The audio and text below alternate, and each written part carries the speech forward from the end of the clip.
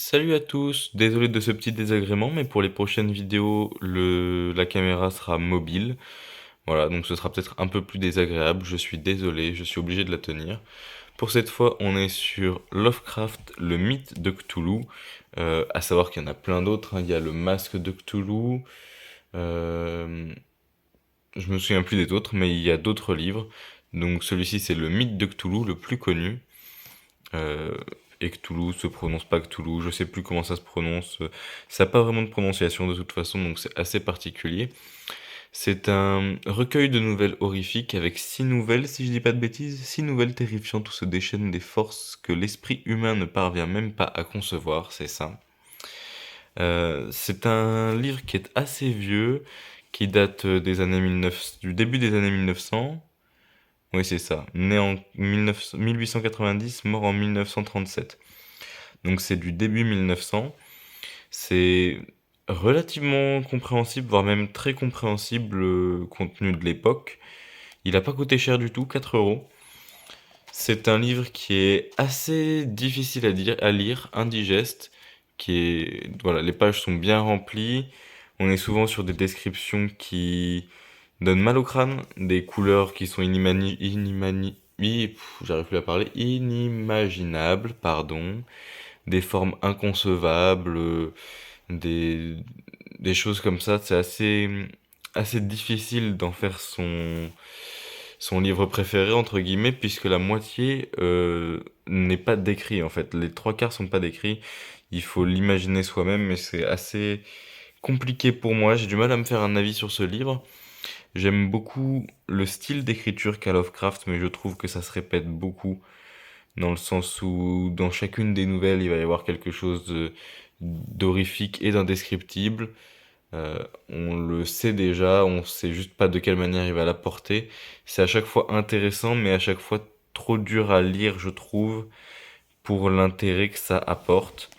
Après, c'est un petit livre, 190 pages, et j'ai mis énormément de temps à le lire, plusieurs mois, justement parce qu'il était très difficile, je trouve, à lire.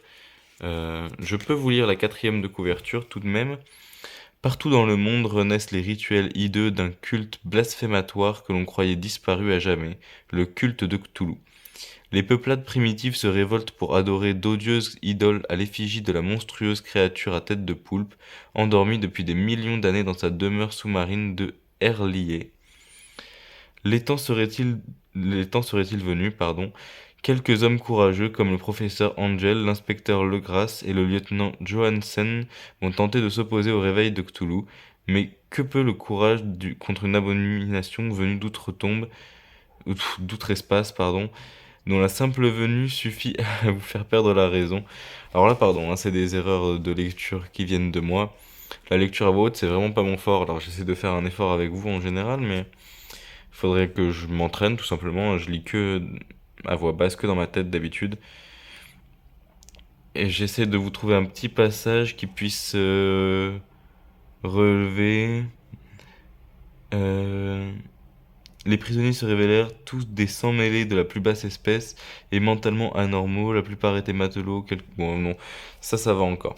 Euh, Ceci dit, je viens de tomber sur un passage qui me fait dire aussi Lovecraft devait probablement avoir des problèmes avec des gens.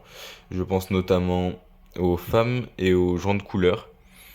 Parce que les seules femmes qui sont citées sont des femmes qui ont des problèmes, dirons-nous, et que il ne traite pas bien les étrangers, on va dire, dans ses histoires non plus. Mais il faut penser que c'est une autre époque, ça joue, les mœurs étaient différentes, les pensées étaient différentes, et je connais pas l'histoire de ce monsieur qui a peut-être eu une histoire compliquée aussi, mais ça se ressent dans le livre en tout cas. J'ai pas trouvé ça très dérangeant parce que je lis beaucoup de livres relativement anciens, donc où il y a relativement ce genre de choses, enfin où ce genre de choses reviennent relativement souvent plutôt. Donc ça m'a pas choqué, mais ça peut peut-être choquer des personnes qui liraient ça maintenant sans forcément avoir l'habitude. Je pense à des entre guillemets des 2000, des 2005 qui découvriraient ça en ayant disons toutes les connaissances du monde actuel. Je pense que j'ai fait le tour de ce petit bouquin. de manière assez bégayante d'ailleurs. Ça faisait longtemps que j'avais pas fait ça. Je vous dis merci à tous. J'espère qu'il vous plaira. Et pour la suite, ce sera Jimmy Guilleux en tant qu'écrivain, si vous connaissez. Salut!